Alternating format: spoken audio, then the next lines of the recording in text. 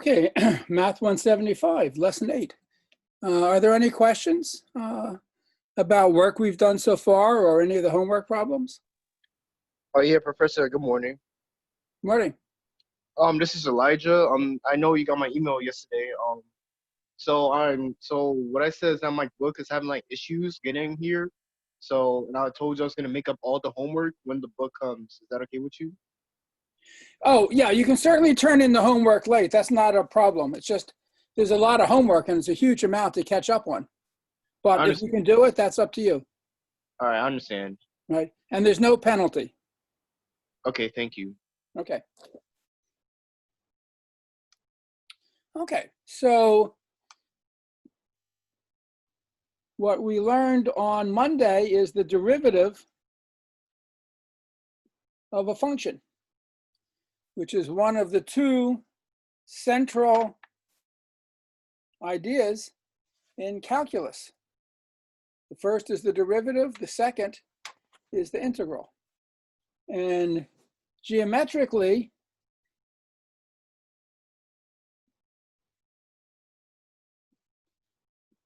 the derivative is the slope of the tangent line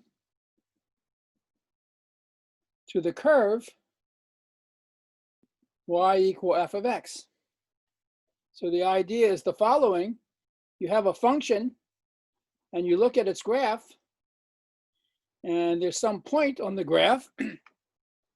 Let's say when x is equal to c, this is the point with coordinates c, f of c.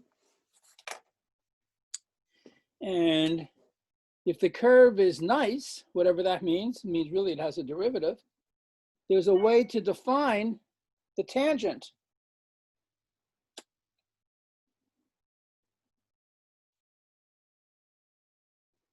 The tangent line to y equal f of x at the point c, f of c. This is the point on the curve with coordinates c comma f of c. If there's a way to define the tangent line, and there is, the slope of this line is given by the derivative. And the picture of how we compute this is the following. So here's like a close-up. So let's say this is the point C, and you go either to the left or the right, an amount delta x. So this is pronounced delta, that's a Greek capital letter, delta x. And then you have a point on the curve here. And the line through those 2 points is called a chord. And the slope of the chord, well, it's rise over run. The vertical distance from here to here is f of c plus delta x minus f of c. That's the rise. The run is this distance from c to c plus delta x. That's delta x. That's the slope of the chord. And the derivative is the limit of this, if it exists, as your point delta x gets smaller and smaller, so as you're approaching the point C. So this is what is called the derivative of the function. The one and only official definition in Math 175 is this. And there are other notations for the derivative. You can write it as dy dx, or df dx, or capital D of f. And so there are many different notations for the derivative.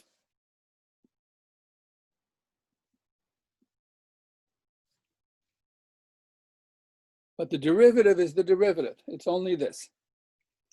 And a lot of what we learned in the beginning of Math 175 is a collection of techniques to actually be able to compute the derivative. That's really the fundamental thing. Okay.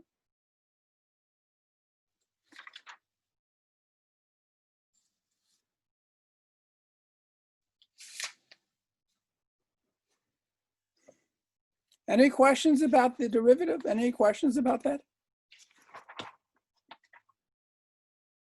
Well, so let's look at some examples.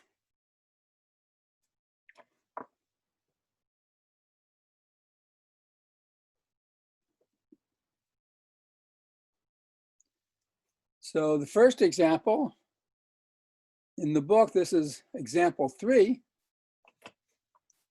Let me see. We have the function f of x equal to x cubed plus 2x. So for any point x, the derivative f prime at x is the limit as delta x goes to 0 of f of x plus delta x minus f of x divided by delta x.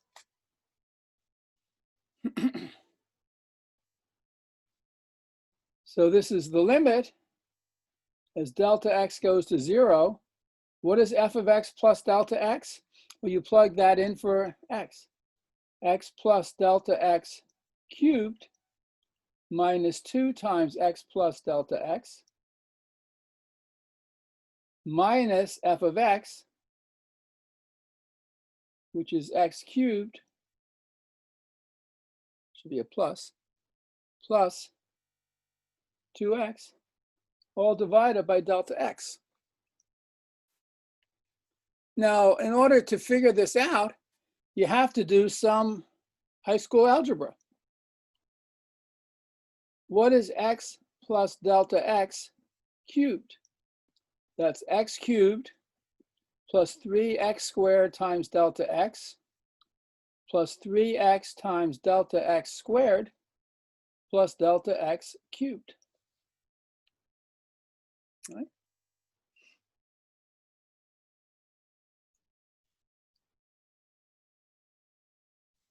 So if we have x plus delta x cubed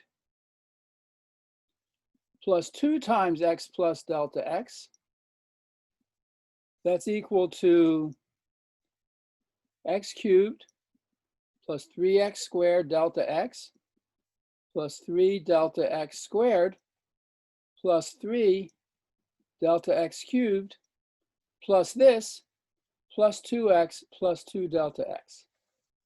Right? What I'm using here is the following rule. You know that a plus b squared is a squared plus 2ab plus b squared.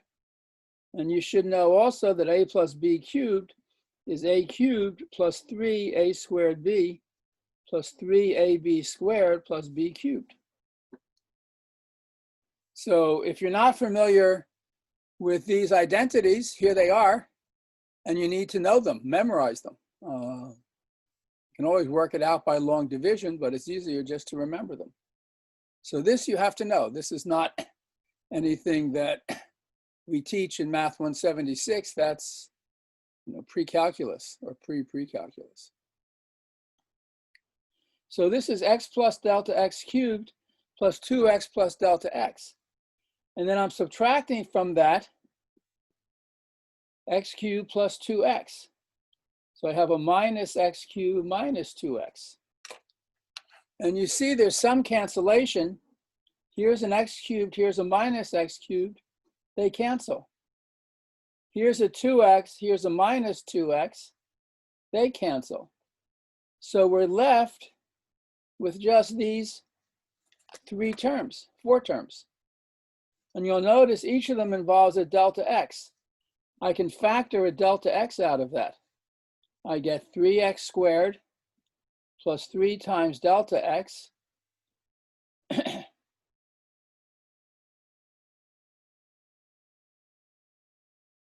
this is just plus delta x cubed. So when I factor out a delta x, that's a delta x squared plus 2 when I factor out the delta x. That's what I have. So the numerator of this expression in the construction of the derivative simplifies to be this.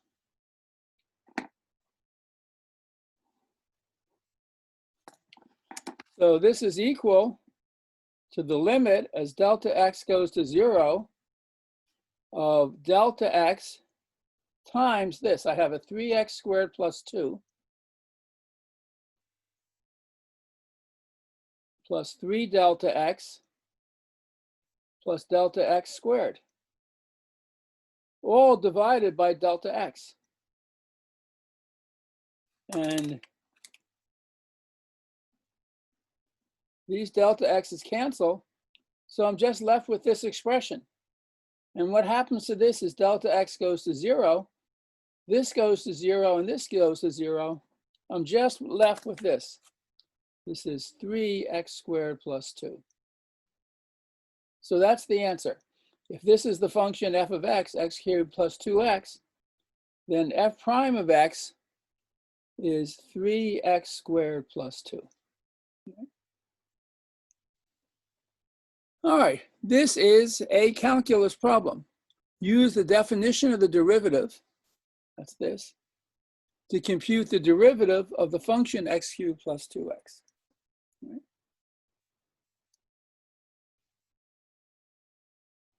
Are there questions about this? I mean, there should be, because this is hard work.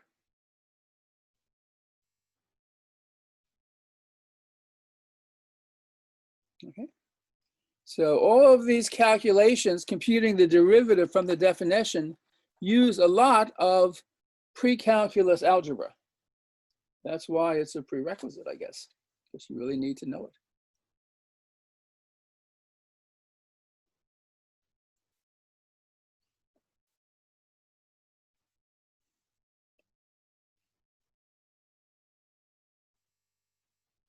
This is example 4 in the book. It's a very simple function, perhaps. F of x is just the square root of x. This is only defined for x greater than or equal to 0. The square root function looks like this.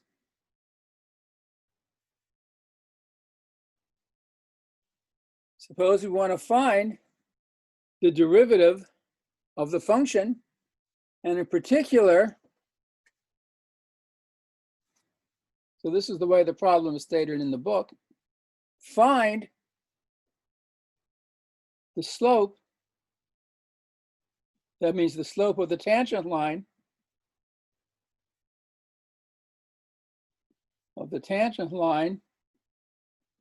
to the curve y equals the square root of x at the points x equal 1 and x equal 4.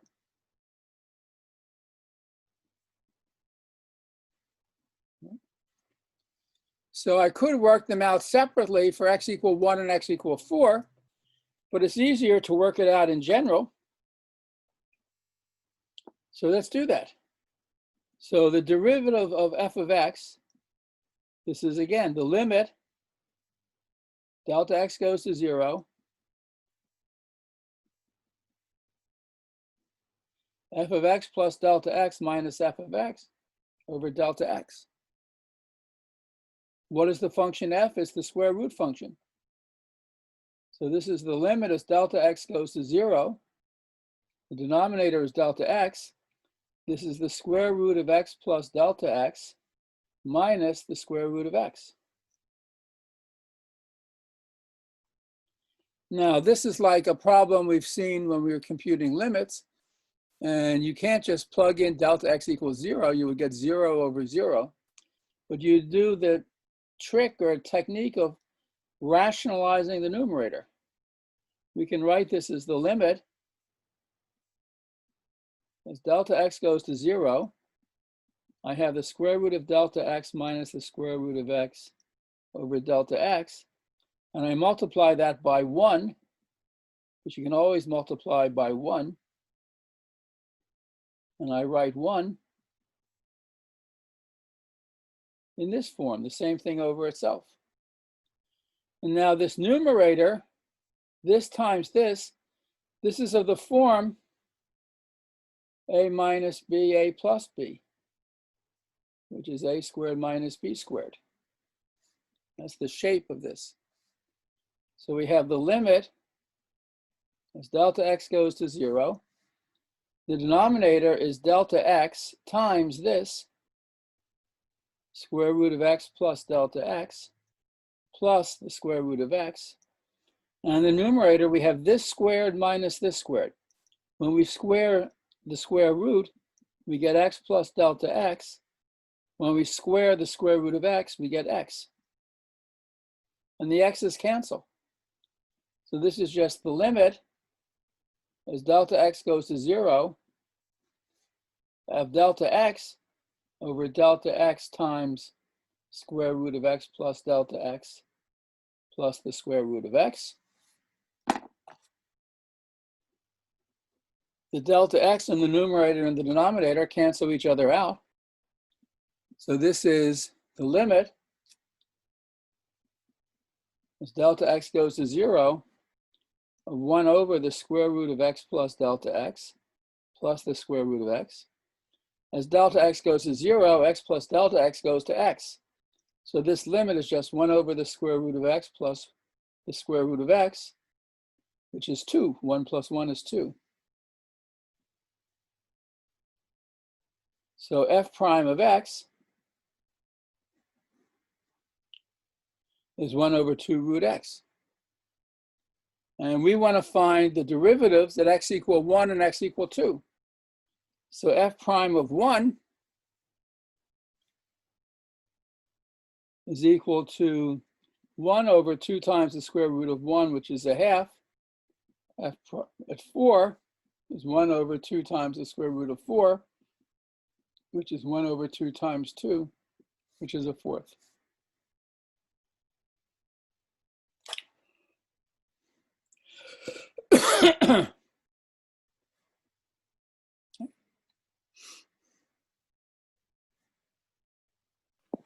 Professor, what happened to the x with x plus delta x? Well, we're taking a limit as delta x goes to 0. So when delta x goes to 0, x plus delta x just approaches x. The limit of this is 1 over the square root of x. The delta x is going to 0. So I get square root of x plus square root of x, or 2 times the square root of x for the limit. No, the one in the numerator on top. Let me see. This delta x? Yeah, the one before it on the same line. Yeah, that one. So I have x plus delta x minus x. So the x's cancel, and I'm left with just delta x. Oh, And then I have a delta x in the denominator, so these two guys cancel each other out. So I just end up with a 1 in the numerator. Thank you.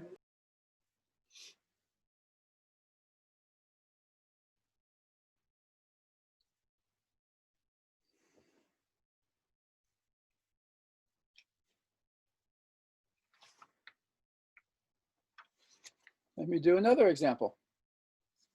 Okay. This is all fundamental calculus technique.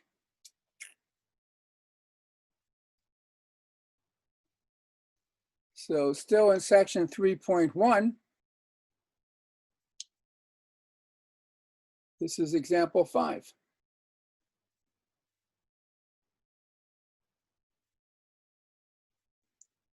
So we have the function y equals 2 over t. And again, it doesn't matter what letters are used for the variables. Here, instead of the variable x, we're using the variable t. That's fine. The graph of this function looks like this. So this is defined for t different from 0, just a hyperbola. What is dy dt, the derivative? So since we're using t as the variable, it's natural to write this as the limit now as delta t goes to 0 of 2 over, let me write it in 2 steps. So this is my function f of t. So this is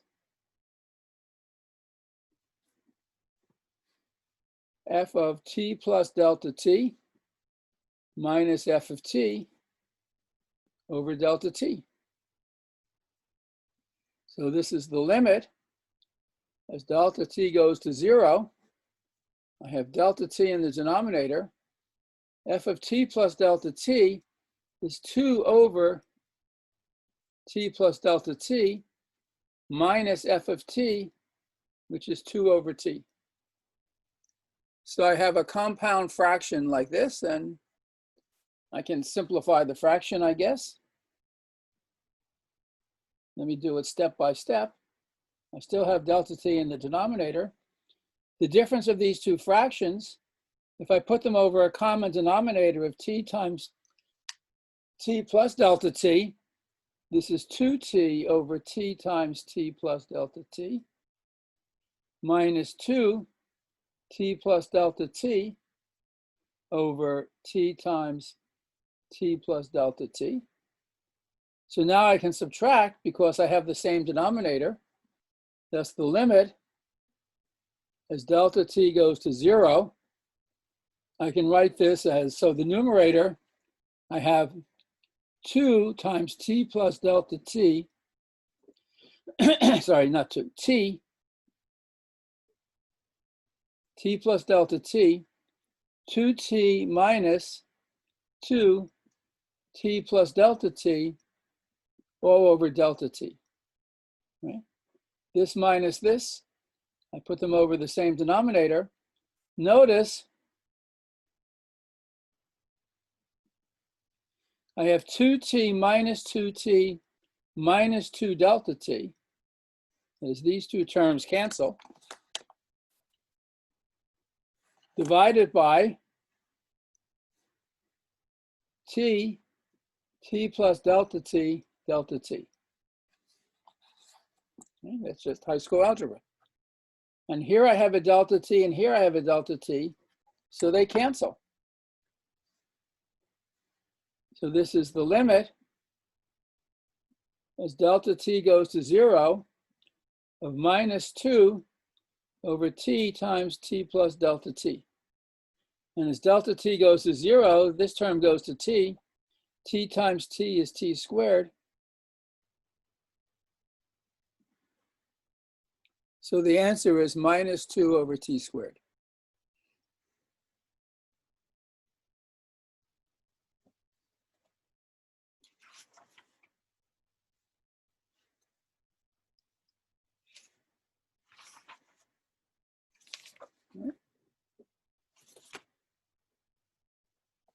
Are there questions about that?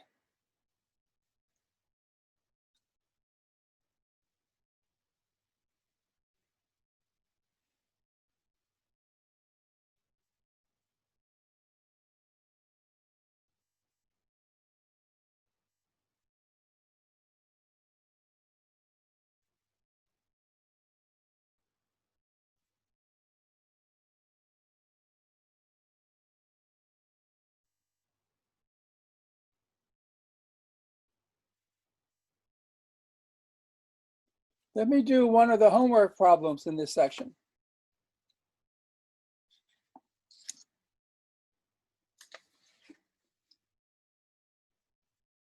So in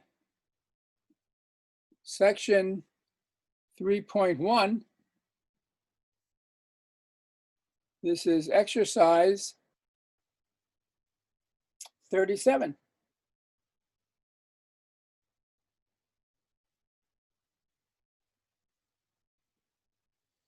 So the problem states the following: find an equation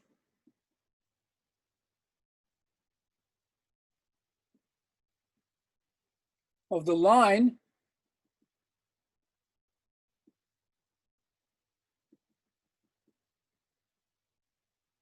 that is tangent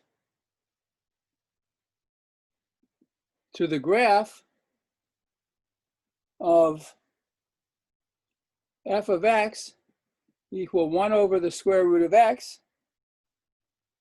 and parallel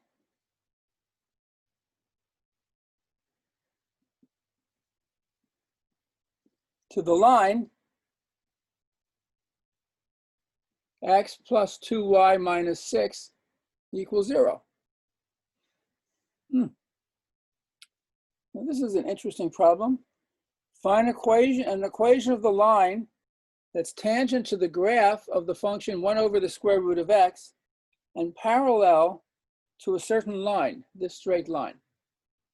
So step 1 is to find the derivative of the function. Of course, the slope of a tangent line is always the derivative. So let's do that. F prime of x is the limit delta x goes to 0 of f of x plus delta x minus f of x over delta x. That's the limit as delta x goes to 0 of 1 over the square root of x plus delta x minus 1 over the square root of x times delta x.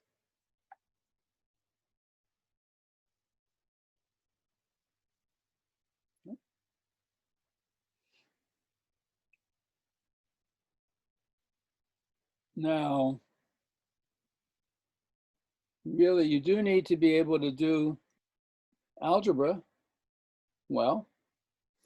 See, what we have in this numerator, if we put everything over a common denominator of the square root of x times the square root of delta x, what we'd have in the numerator is the square root of x minus the square root of x plus delta x all over delta x.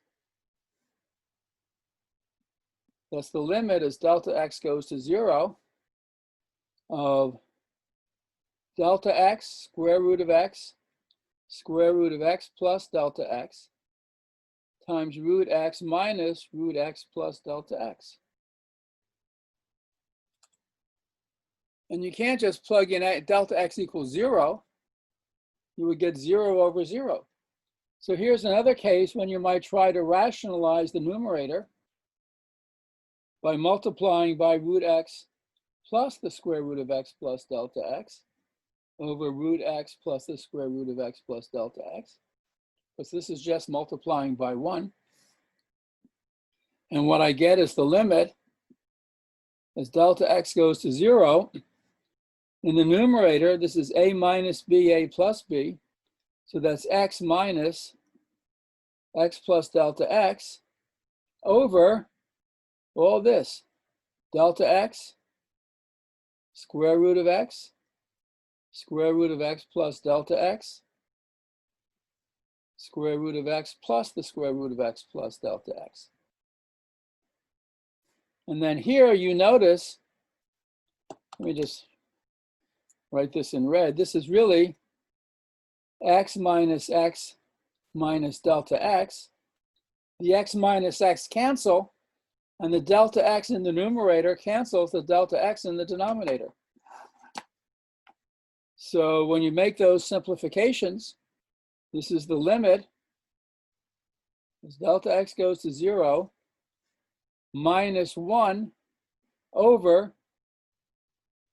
root x plus delta x, root x plus delta x. And as delta x goes to 0, this is root x times root x, which is x. Root x plus root x is 2 root x. So I get minus 1 over 2x root x.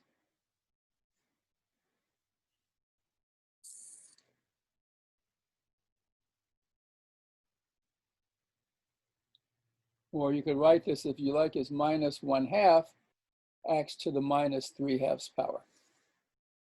Okay.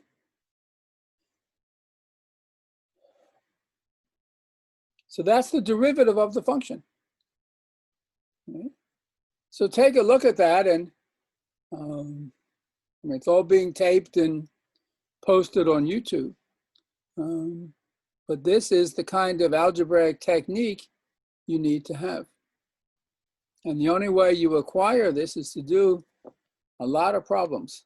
You really need to work at it.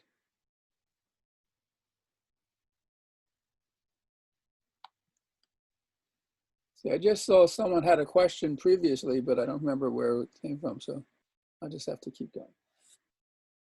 Okay, so to summarize what we just did, it's the following.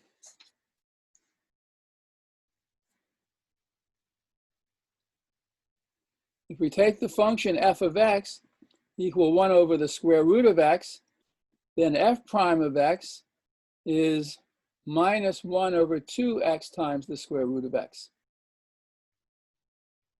So what does the graph of this function look like? It looks something like that.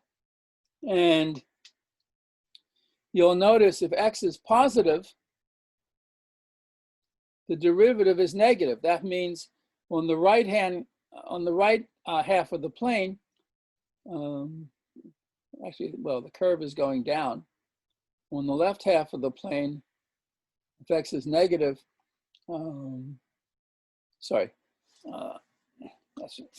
this is only defined. I can't take the square root of a negative number.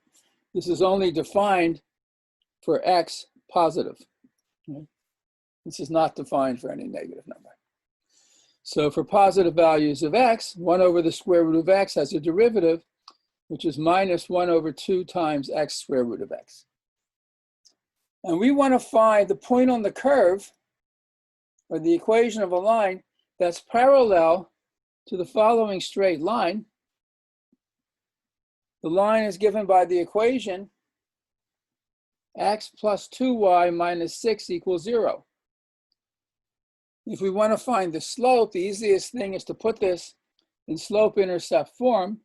This is 2y equals minus x minus 6, or y equals minus 1/2 x minus 3. So this line has slope 1, minus 1/2.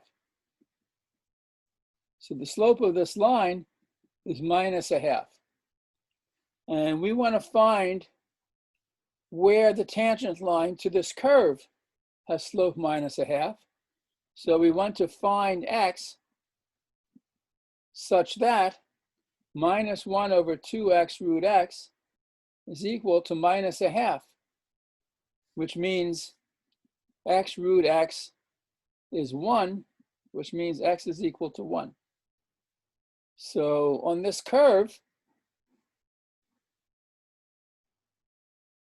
when x is equal to 1, so this is the curve y equals 1 over the square root of x. This is the point when x is 1, y is 1. So the tangent line to this parabola, or not, it's not a parabola, but the tangent line to this curve at this point, by the point slope formula,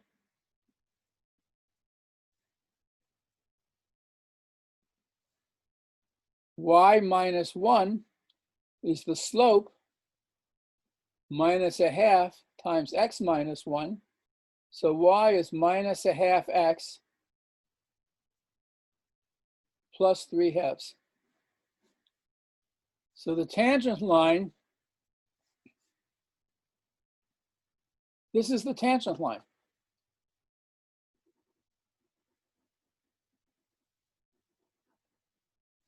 Okay. The only point on this curve where the tangent line has slope minus 1/2 is at x equals 1. And when x equals 1, y equals 1. So this is the equation of the line through the point 1, 1 with slope minus 1/2. Yep. So that is the answer.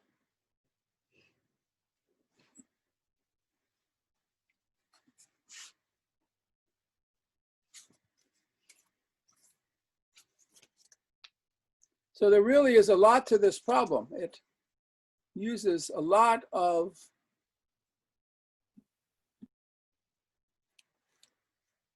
pre-calculus plus the beginning of calculus.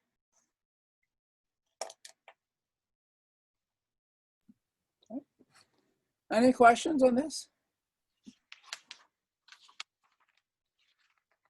Professor, Yeah. Zahra said it should be positive 6. Excuse me? For the part where it says 2y equals negative x minus 6. Which problem are you looking at? This problem. You know how you switched over the x and the minus 6? It should be 2y equals negative x plus. Oh, you're saying I copied the problem down wrong.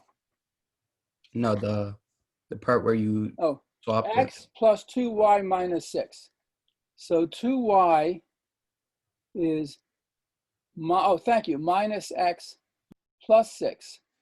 So y is minus a half plus 3. Okay, good. Thank you. But it still doesn't change the slope. The slope is still minus a half. And that's all. That's what I needed to know to do this problem. Because remember, the two straight lines are parallel if and only if they have the same slope. So this line has slope minus a half. So I need to find a point x on the curve where f prime of x is also equal to minus a half.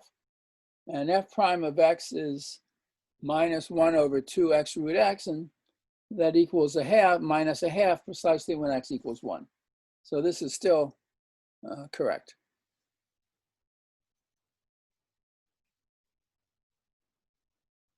Sometimes you can make a mistake and it doesn't matter. Not usually, but you got to be lucky.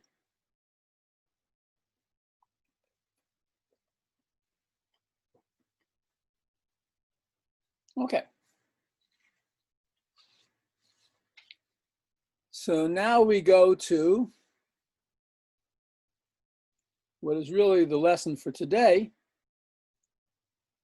which is chapter 3, section 3.2 on differentiation rules.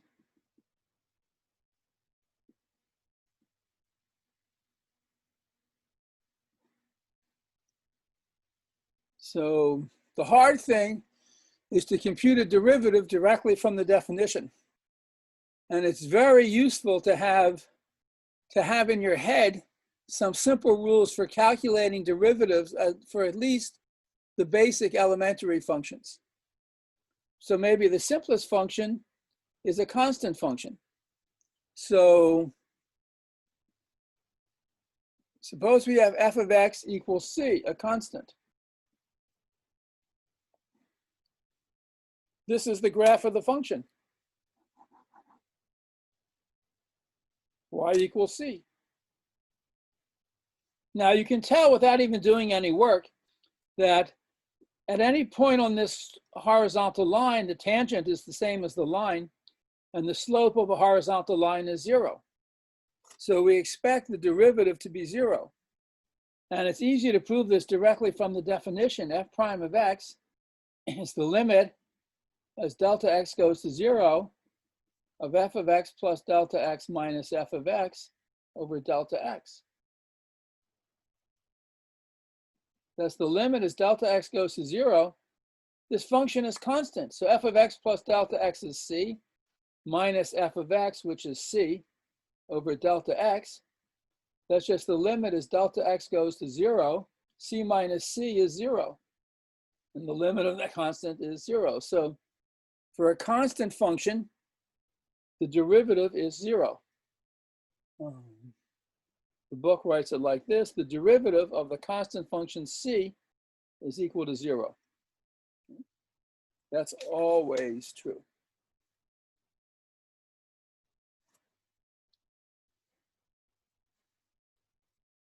The second rule, which is incredibly important, because we use it all the time, is if f of x is a power of n, and we're going to use this first where n is a positive integer bigger than 1, then f prime of x is always equal to n x to the n minus 1.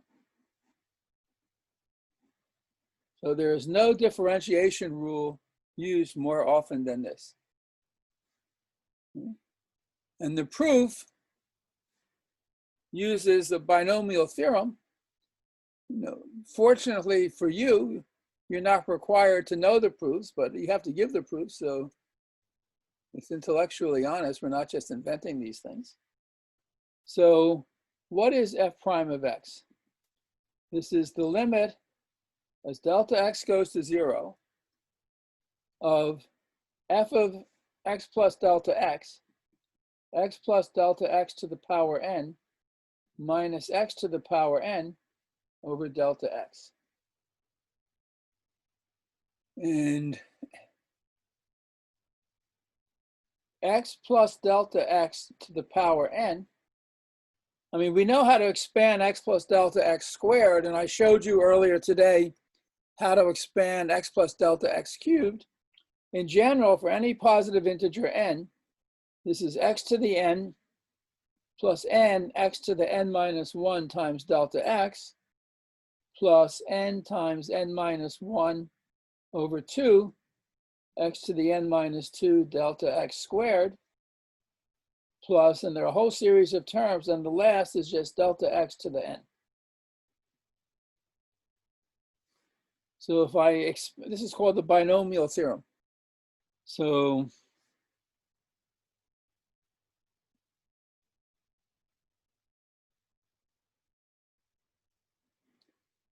this equals this. So if I look at x plus delta x to the n and I subtract delta x, I just get this. And every term here involves at least one factor of delta x. If I factor out a delta x, I get nx to the n minus 1 and n minus 1 over 2 x to the n minus 2 delta x up to delta x to the n minus 1. So if I take this expression and I divide by delta x, I'm just left with this. So this is the limit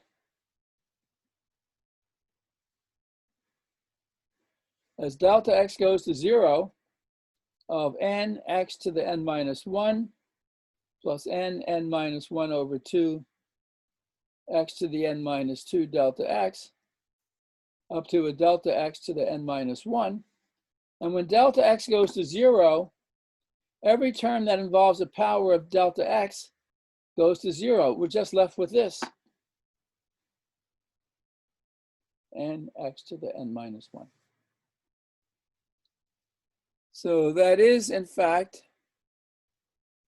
a completely rigorous proof of this differentiation formula for a positive integral power of n.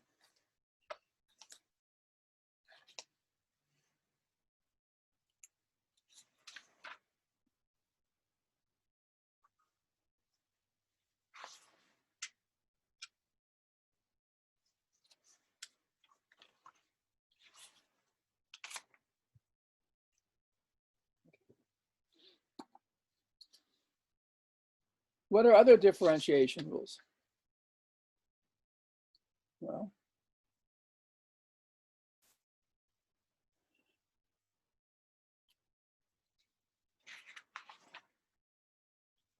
there is the constant multiple rule. The constant multiple rule says if you take a function f of x and you multiply it by a constant c and you take the derivative, that's exactly the same as c times the derivative of f of x. So you can really like move the c outside from inside to outside the differentiation symbol. And the proof is this as follows. It's really straightforward. The derivative of cf of x, this is the limit as delta x goes to 0, cf of x plus delta x, this is all going to be over a delta x, minus cf of x. I can factor out a c.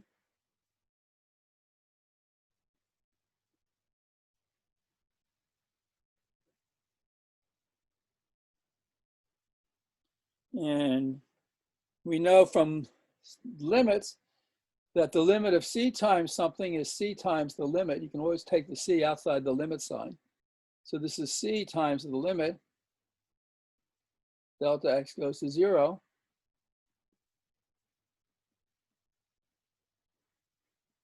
And this is just the derivative. So that's the proof.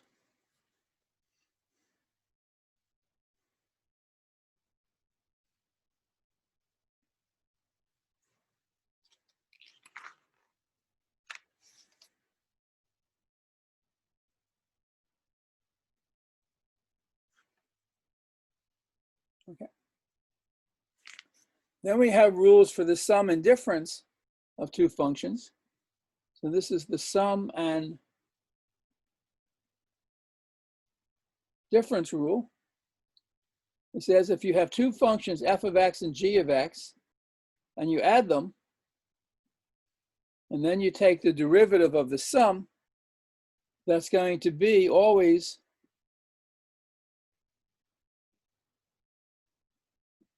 the sum of the derivatives. Derivative of the sum is the sum of the derivatives.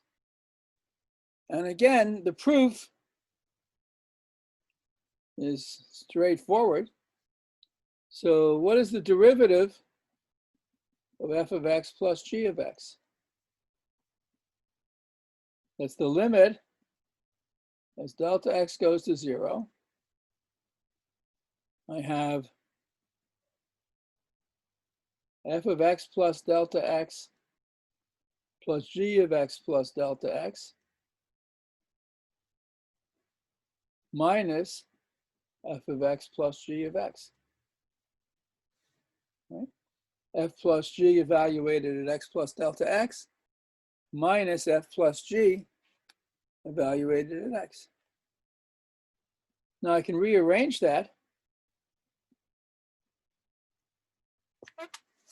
This is f of x plus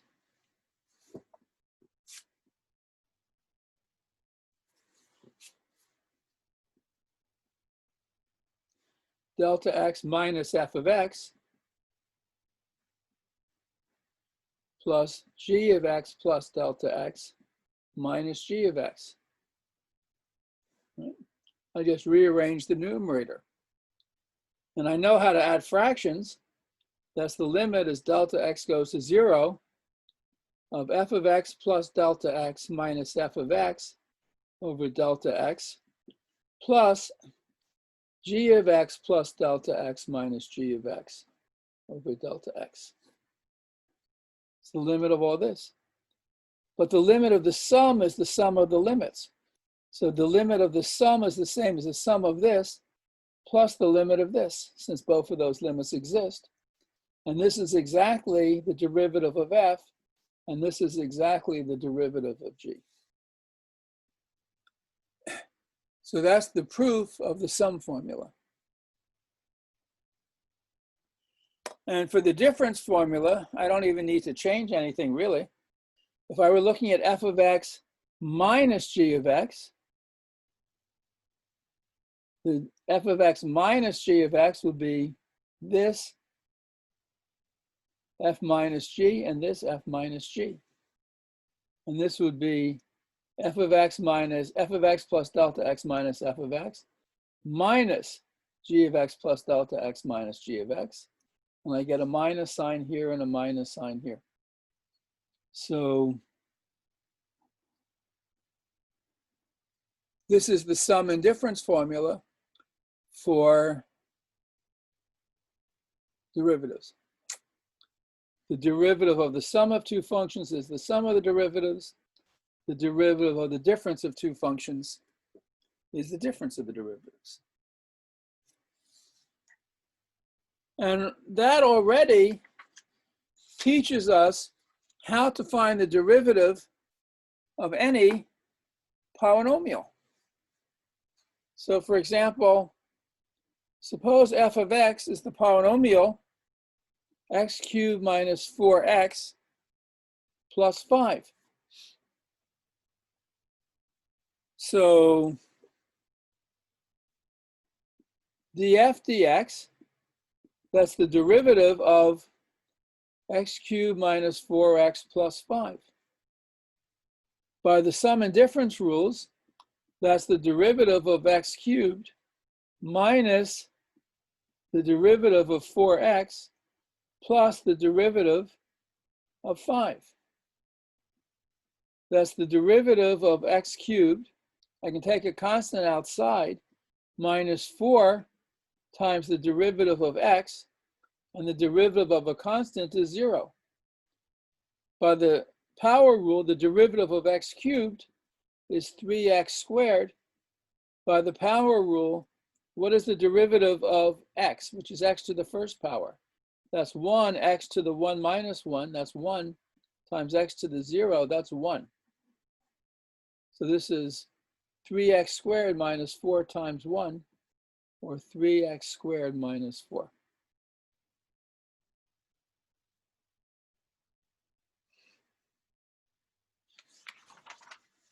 All right, that's pretty good. Okay.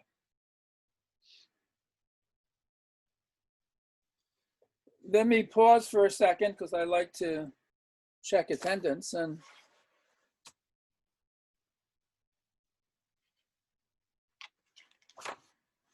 let me remind you that at Lehman next week, there are no classes on Monday, and Tuesday we follow a Monday schedule. So we will have class on Tuesday of next week and also on Wednesday of next week, right? So now for Tuesday, that's a special session, and there will be a special Zoom login for the Tuesday class, because the Zoom login that you now have only works on Mondays and Wednesdays. So I will send out a Zoom login for our Tuesday class of next week. Okay, let's see, who is here today? Saeed, Thomas, Calderon, Garcia, Augusto Garcia, Carlos German, Atkins, Aqua, Eric,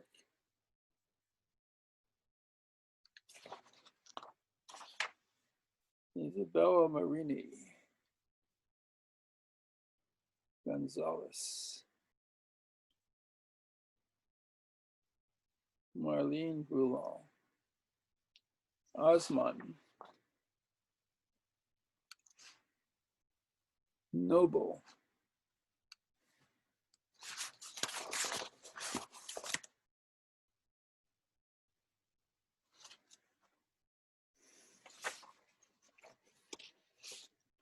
Oscar Garcia, Scott, Boulon, Raphael, Seymour,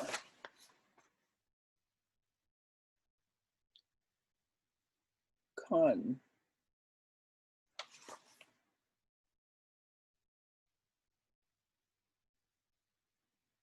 okay, that seems to be it.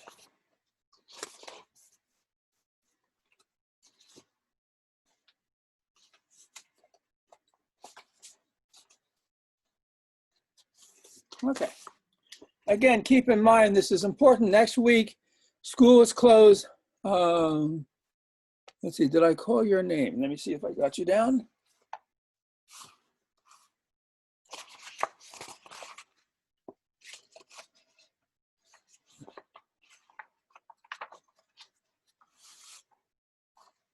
Yeah, we got you. Zainab Sisavani.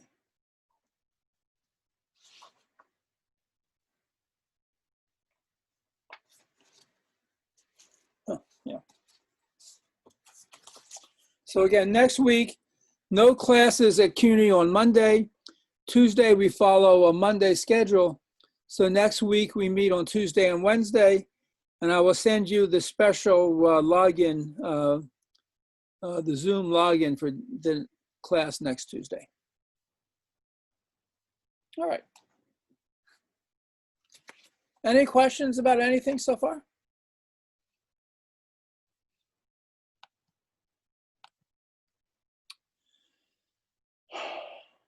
All right, let's continue doing derivatives. So we now know how to differentiate polynomials. There are other important functions, and we'll do 3 of them right now. The 2 fundamental trig functions, the sine and the cosine, and then the exponential function. So for the sine function, you have to recall the limit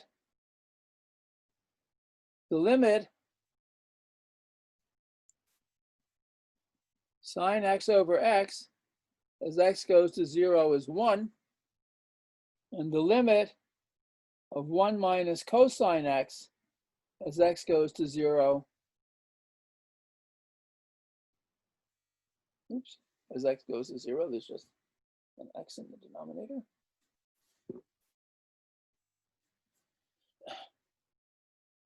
Is 0.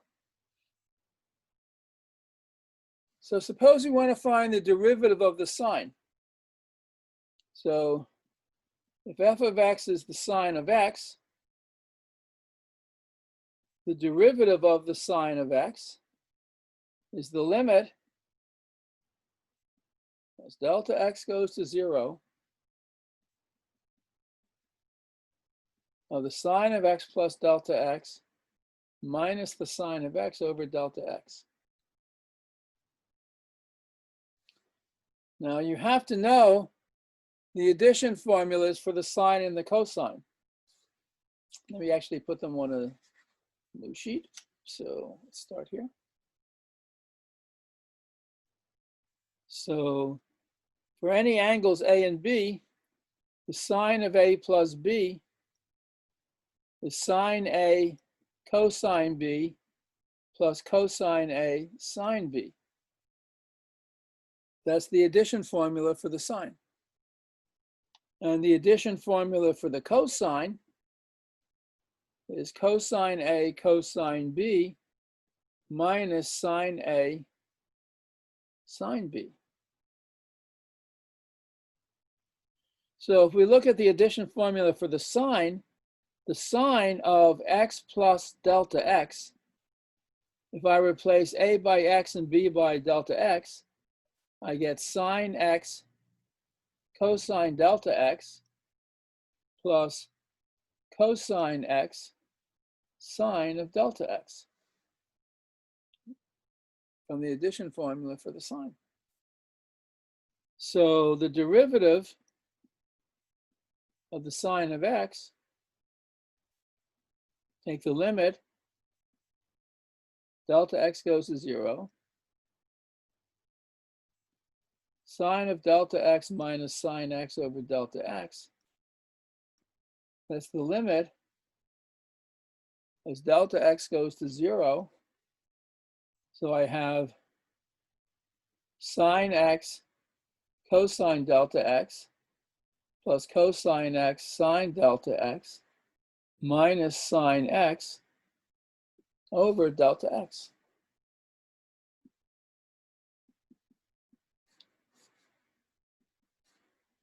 What do I have here? I have sine x cosine x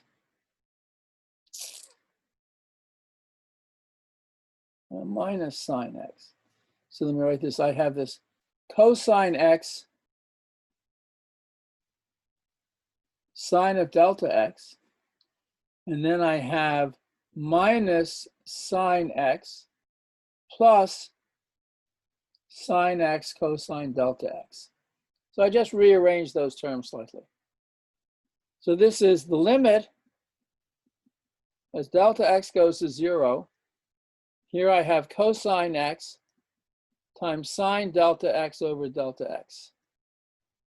And then I have minus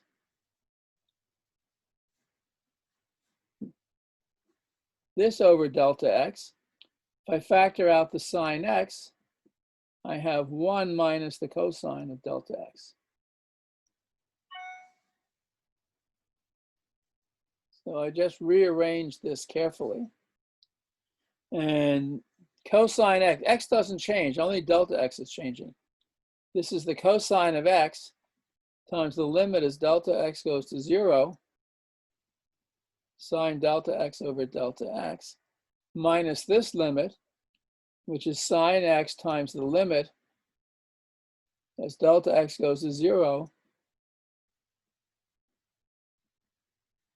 of 1 minus cosine delta x over delta x.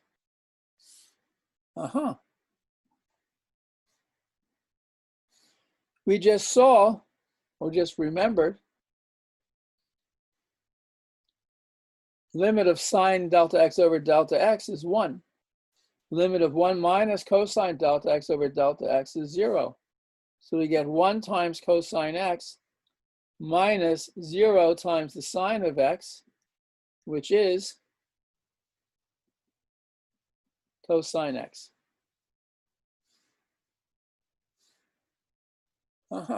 Excellent. So we now proved, again, one of the fundamental differentiation rules, the derivative with respect to x of the sine is the cosine. Okay? So you will use this a lot. Derivative of the sine is the cosine.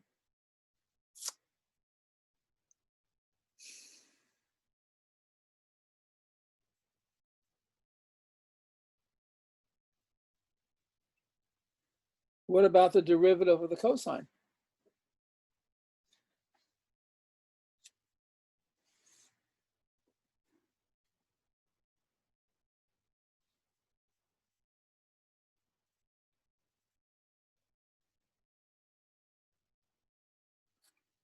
So the derivative of the cosine of x is the limit as delta x goes to 0 of the cosine of x plus delta x minus the cosine of x divided by delta x. We use the addition formula for the cosine. Limit delta x goes to 0, delta x in the denominator. By the addition formula, this is cosine x cosine delta x minus sine x sine delta x minus cosine x.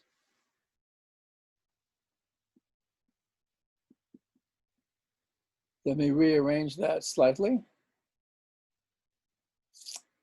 I have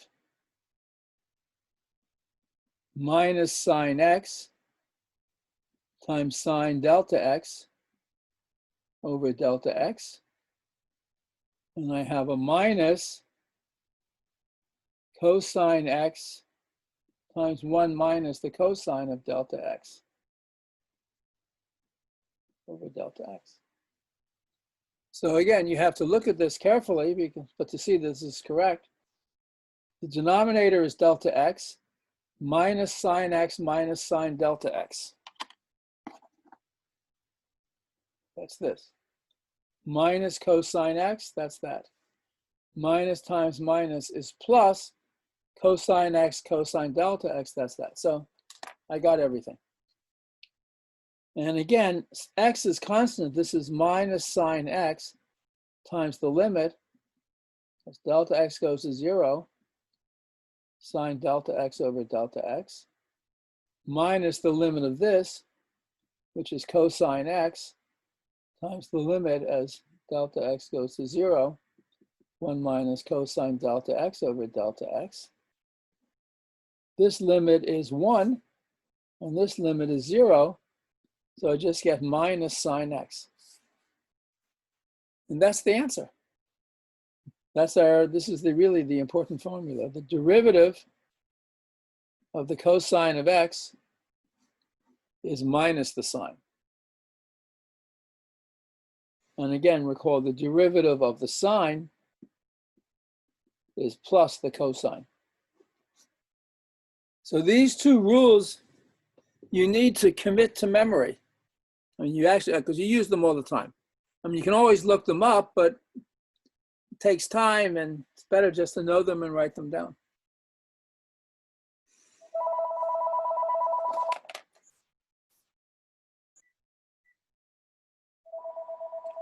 Okay.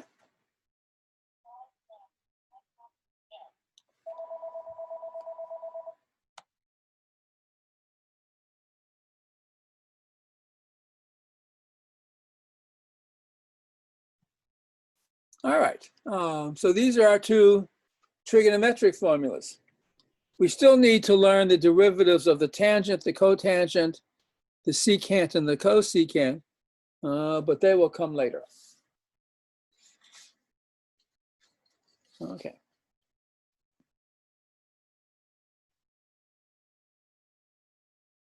We'll do one more fundamental function, and that's the exponential function.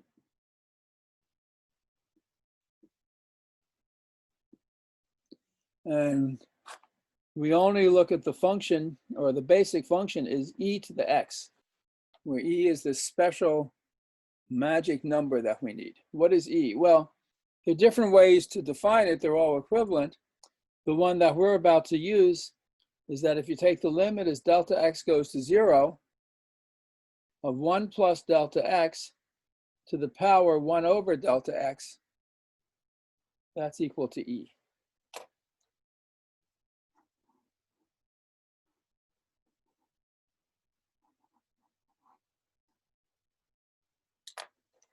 So now let's compute the derivative of e to the x. So if f of x is e to the x, that's the limit as delta x goes to 0 of f of x plus delta x minus f of x over delta x. That's just the definition of the derivative. Our function f of x is e to the x. So this is e to the x plus delta x minus e to the x over delta x.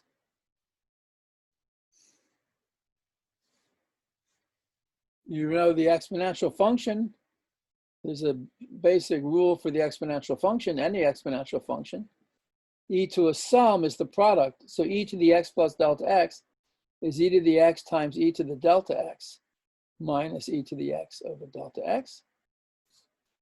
I can factor an e to the x out of that. That's the limit. As delta x goes to 0, e to the x times e to the delta x minus 1 over delta x.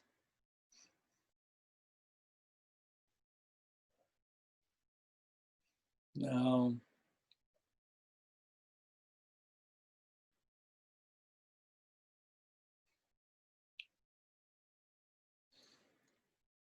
when delta x is small, e to the x is approximately 1 plus delta x. So this is really what we're using, that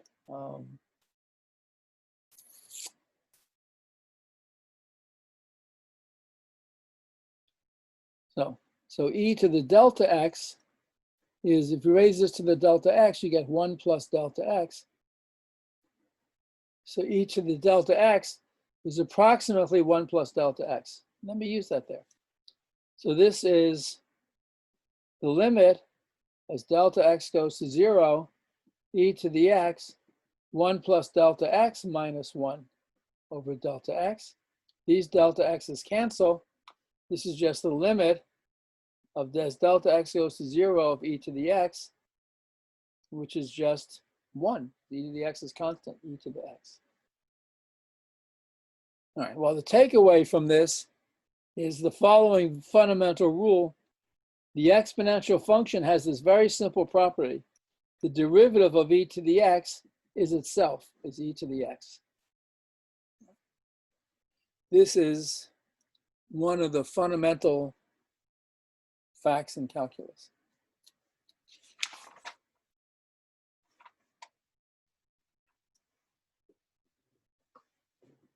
All right. Any questions so far? I mean, we're doing a lot. Every day we're doing a lot. All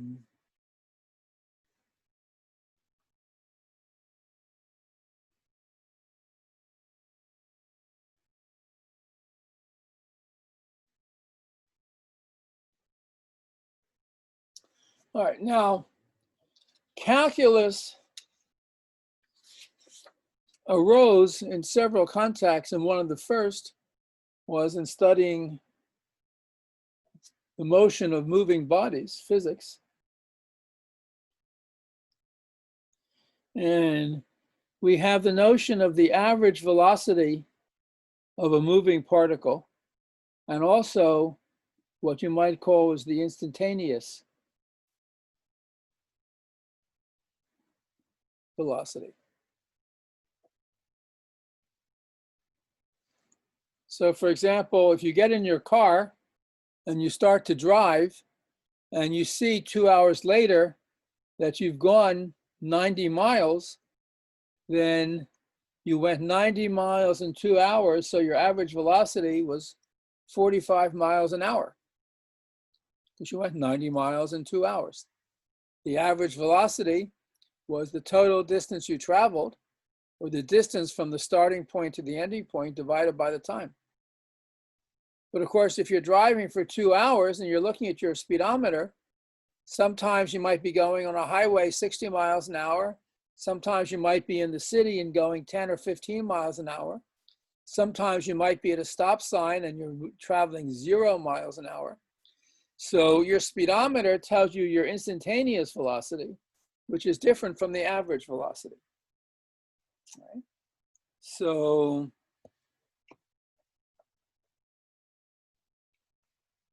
the average velocity is change in distance divided by the change in the time. So if at 2 o'clock you leave your house and at 4 o'clock you've traveled 90 miles, the change in distance is 90, the change in time is 2, and 90 over 2 is 45. So you would say your average velocity in that case was 45 miles an hour. Or let's just write this change in velocity, I'll write this as delta x, and the change in time, delta t. So x measures distance and t measures time, and delta just means a difference, a change. So there's a basic example where you drop something from a certain height. So let's say you drop a ball from a height of 100 feet. So here's a building and it's 100 feet high, and you drop a ball and it falls to the ground. And let's say the height s at time t is given by the following function, that s is minus 16t squared plus 100. So at t equals 0, when you start, the height s is 100. After 1 second, the height is minus 16 plus 100. So time when you start, the height is 100 feet. After 1 second, it's minus 16 times 1 squared plus 100, which is 100 minus 16 is 84. After 2 seconds, the height is minus 16 times 2 squared plus 100, which is 100 minus 16 times 4, 64 is 36, and so on, right? So, I mean, as you drop the ball, it starts to move faster and faster. So in 1 second, from time 0 to time 1, it's traveled 16 feet. From 1 second to 2 seconds, from 84 to 36, it's traveled 48 feet. Yeah, that's what it is.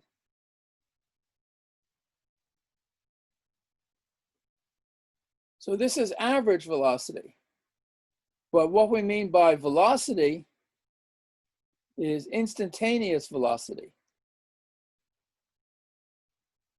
How do we get instantaneous velocity? What does that mean? Well, suppose you want the instantaneous velocity via time t.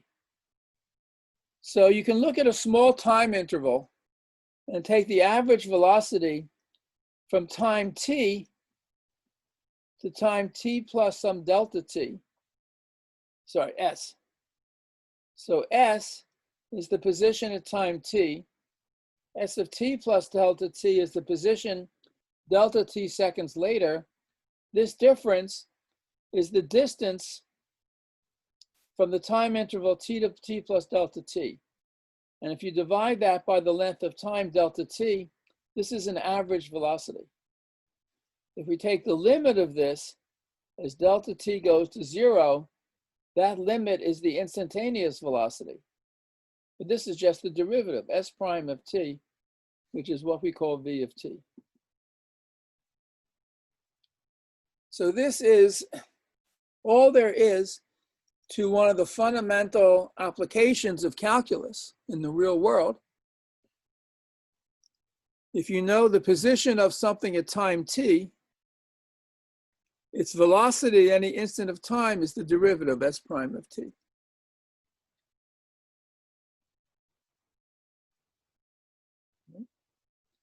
So velocity is the derivative of the position.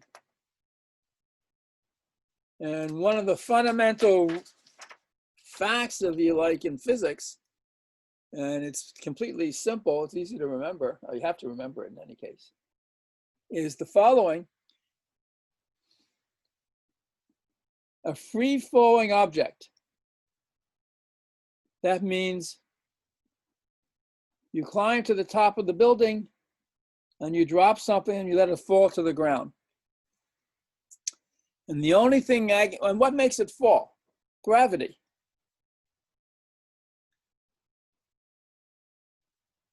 So a free-falling object under the influence only of gravity, and we assume there's no air resistance. I mean, that just makes the formulas more complicated, and we want it to be easy. So a free-falling object, if you want to know its position at time t, it's given as follows. So it's 1/2 gt squared plus v naught t plus s naught, where s naught is the initial position. So if you drop a ball from a height of 100 feet, s naught is 100. V naught is the initial velocity. So if instead of just dropping it, you throw it, so you give it some initial velocity, that's what v naught is. And g is acceleration due to gravity. And we measure it either in meters per second or feet per second. So g is -32, actually feet per second squared, or g is -9.8 meters per second squared. So in problems, you will see both of these numbers occurring all the time. Okay. Woo. All right. So now we're really getting into calculus. This is it.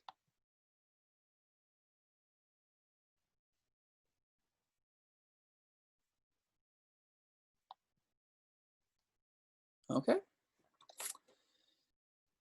So we have now two interpretations of the derivative. If you have a function y equal f of x, the derivative at a point x is the slope of the tangent line to the curve at that point.